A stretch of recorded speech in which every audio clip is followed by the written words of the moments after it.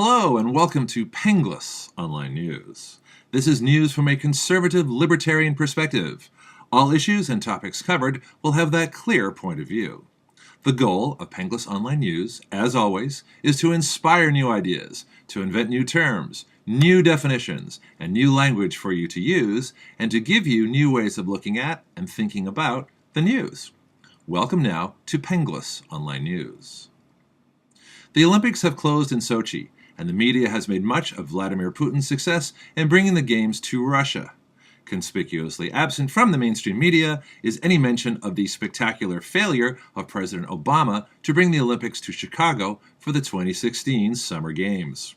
Fox News reports that endeavor back in 2009 involved a mad dash to Copenhagen, Denmark, over $1 million for the trip, a personal appeal from the president that was really a sales pitch, and it was for Chicago, the president's current hometown. While we are asking questions, how many hits were there to the YouTube video Innocence of the Muslims, the day before the attack and murders at our embassy in Benghazi? This is the video the Obama administration is blaming for the invasion. Did anyone actually see this video before the attack other than the Obama administration? Did anyone in Libya see it before the attack?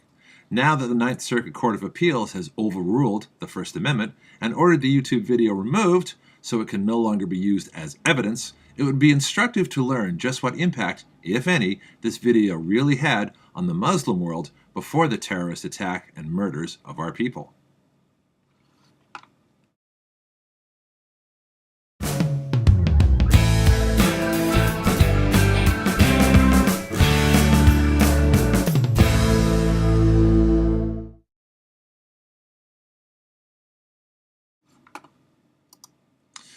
The Speaker of the House, John Boehner, committed economic treason recently by leading the Socialist Democrats in the House to pass a bill that completely suspends the debt ceiling until March 15th of 2015. This is unprecedented in fiscal irresponsibility, and it's a betrayal of the American people and our economic security. Buried under the lies that we will default if we don't eliminate the debt ceiling is the truth that the national debt is skyrocketing, and no one is giving any thought to how much national debt this nation can support, which makes continually raising the debt irrational. The Speaker was joined by the Socialist Democrats of the House and a few subversive House Republicans, but the majority of real Republican members voted against the debt limit suspension.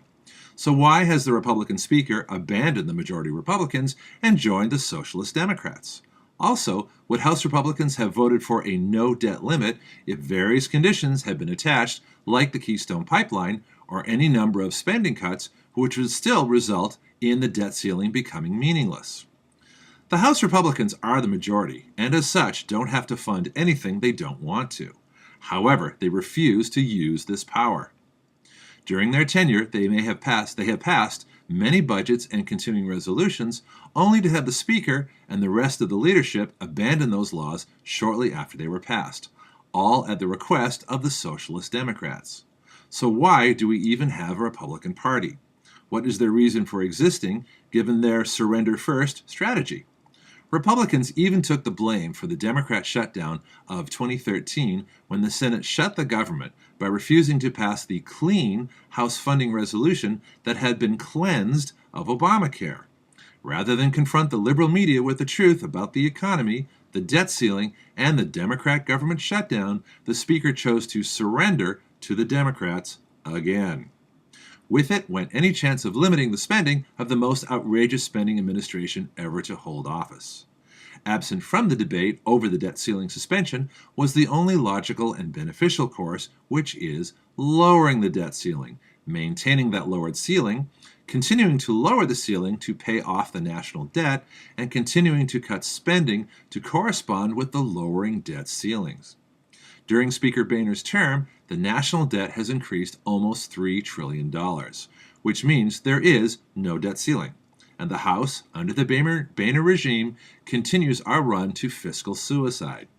A similar surrender came from Senate Republican Majority Leader Mitch McConnell, who led Senate Democrats and leftist Republicans to pass the same debt limit suspension, which was quickly signed into law by a gleeful President Obama while he was golfing on lush, heavily watered courses golf courses in Southern California during the worst drought in California history, where the feds have denied farmers vital water to grow our food. Sources for this story include The Washington Post, The Hill, CNS News, ABC News, the Heritage Foundation, and Breitbart News.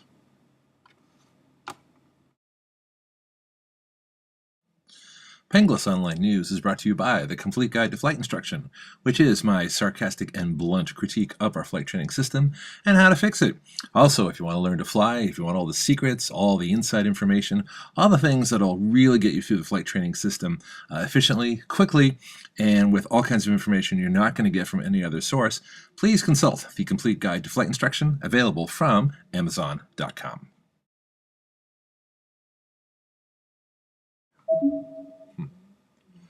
Everyone knows that the Second Amendment is an individual right to own and carry firearms.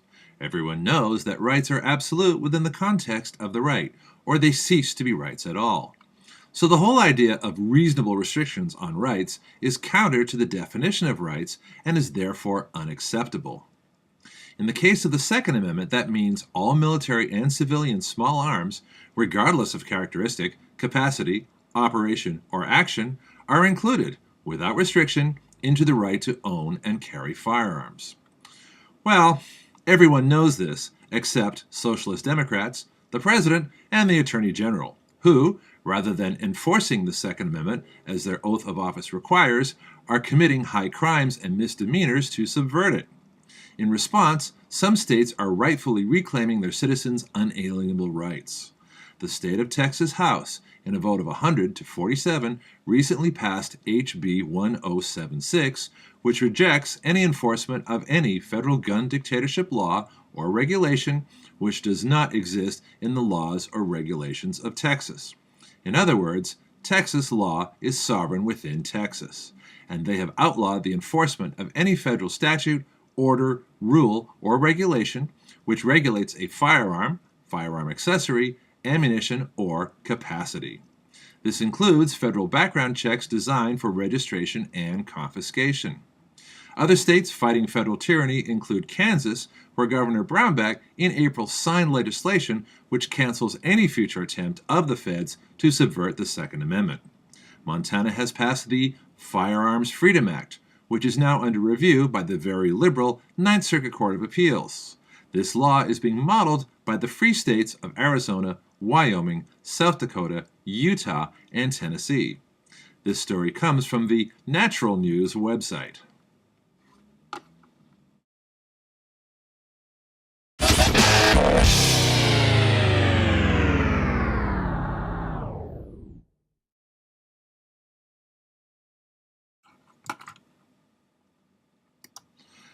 Ajit Pai, one of the few Republican commissioners with the Federal Communications Commission, has written an article condemning an FCC proposal to invade news sources across the country and dictate what news should be reported. It's called the Multi-Market Study of Critical Information. This so-called study aims to disclose how stories are selected, perceived station bias, and perceived responsiveness to underserved populations. Using class and race warfare to justify overturning the First Amendment freedom of the press, the FCC could force all media to report what the government wants them to report. The FCC has established 8 categories of what they call critical information needs, or CINs. These are the usual suspects of environment, economic opportunities, politics, transportation, public health, and more, all of which can be used to force the socialist agenda of the Obama administration through the conservative media, which the leftist media willingly does now, and thus eliminate any real journalism or choice. Commissioner Pai's goal in writing the article criticizing the program is to get rid of the program from the FCC. Since the FCC controls broadcast licenses that the broadcasters require to operate, the FCC could control all news content if this CIN program continues. After the outcry for this outrage, FCC Chairman Tom Wheeler announced that the study would be modified to take out the invasive questions. Stay tuned for more details. CNS News has a detailed story on the direct funding connections between radical progressive George Soros, the University of Southern California Annenberg School for Communication and Journalism, and the University of Wisconsin Center for Communication and Democracy. Interesting combination. Both of these schools were tasked by the FCC to determine what information was critical for Americans to have. The real question is why the FCC doesn't believe in Americans determining through the free press what information they think is critical. Should the FCC really want categories for critical information needs, we at Penglis Online News have 8 substitute categories for them.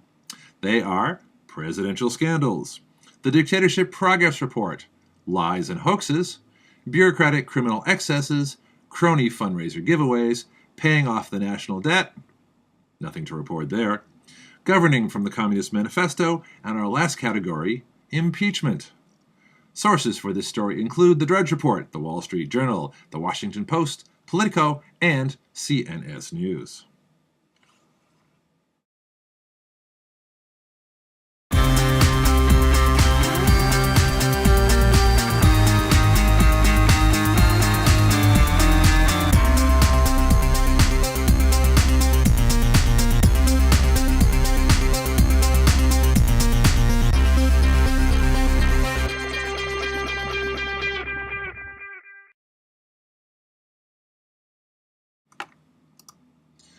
The Olympics are over, but we have heard nothing from our leaders about the Olympics and about our athletes as to how well we did.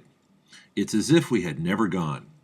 Do you think that we have lost much of our national pride, that we do not value individual achievement, that class warfare has put everyone down, that the war to make white people feel like racists, men to feel like sexists, and white men to feel like both has taken a toll on our spirit, our perseverance, our value as Americans, our national unity, our sense of accomplishment, and our inspiration as a people? After 6 years of raw, naked socialism, horrible economics, removal of any personal and individual control in our healthcare system, and an unrelenting leftist propaganda campaign that a certain percentage of our population just doesn't give a damn anymore, and is content to sit back, have a beer, watch a movie, and pray that they aren't next to lose their job, their health care, their dignity, their house, their family in a war without any clear objective, and that as a nation we now feel beaten down. Well, we can change that.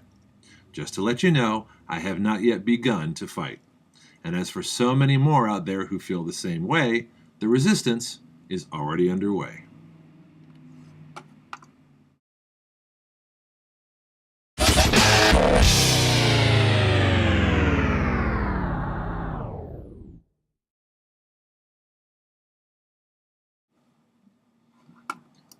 That's it for this edition of Penglis Online News. We at Penglis Online News thank you for watching and encourage you to join us again for our next broadcast of news from a conservative, libertarian perspective.